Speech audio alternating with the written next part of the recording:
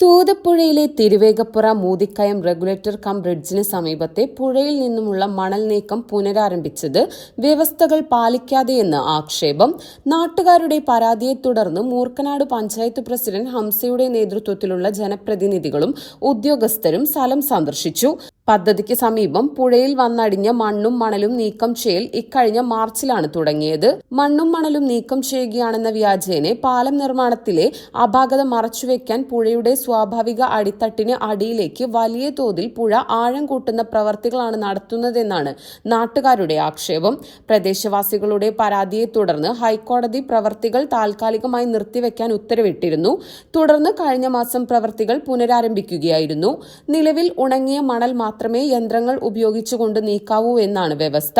നനഞ്ഞ മണൽ പമ്പ് ചെയ്ത് പൈപ്പ് വഴി കരയിലേക്ക് എത്തിച്ച് കരയിൽ വെച്ചാണ് തരംതിരിക്കേണ്ടത്. ഈ വ്യവസ്ഥകളൊന്നും ഇവിടെ പാലിക്കുന്നില്ലെന്നാണ് പരാതി. പുഴയിലെ വെള്ളത്തിൽ നിന്ന് മണൽ യന്ത്രങ്ങൾ ഉപയോഗിച്ച് കോരിയെടുക്കുകയും പുഴയിൽ തന്നെ ഫിൽറ്ററിംഗ് നടത്തുകയുമാണ് ചെയ്യുന്നത്. ഈ പ്രവർത്തികൾ മൂലം ഡീസൽ ഗ്രീസ് മാലിന്യങ്ങൾ ജലസ്രോതസ്സിൽ പടരാൻ കാരണമാവുന്നുണ്ടെന്നുമാണ് നാട്ടുകാർ ചൂണ്ടിക്കാണിക്കുന്നത്. ഇതിനു പുറമെ പഞ്ചായത്തിന്റെ അനുമതിയില്ലാതെ പുറമ്പോക്ക് ഭൂമിയിലൂടെ പുഴയിലേക്ക് റോഡ് വെട്ടിയതും പ്രതിഷേധത്തിന് ഇടവരുത്തി. പുഴയിലേക്ക് വാഹനമിറക്കാനായി ഇട്ട ഫാക്ടറി മാലിന്യങ്ങൾ പൂർണ്ണമായും നീക്കം ചെയ്തിട്ടില്ലെന്നും പരാതിയുണ്ട്.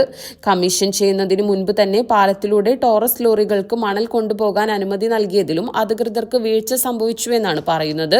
മണൽ നീക്കവുമായി ബന്ധപ്പെട്ടുള്ള വ്യവസ്ഥകൾ പാലിച്ചുള്ള പ്രവർത്തനങ്ങളാണ് ഇവിടെ നടക്കുന്നതെന്ന് Kerala irrigation infrastructure development corporation അധികൃതർ അറിയിച്ചു. മണലും ചളിയും നീക്കം ചെയ്യാനായി കരാർ കമ്പനി സമീപത്തെ സ്വകാര്യ വ്യക്തിയുടെ സ്ഥലം വാടകയ്ക്ക് എടുത്തിട്ടുണ്ട്. തുടർ പ്രവർത്തനങ്ങൾ ഇവിടെ നടത്തും. മറ്റു കാര്യങ്ങൾ പരിശോധിച്ച് നടപടികൾ സ്വീകരിക്കുമെന്നും അധികൃതർ വ്യക്തമാക്കി.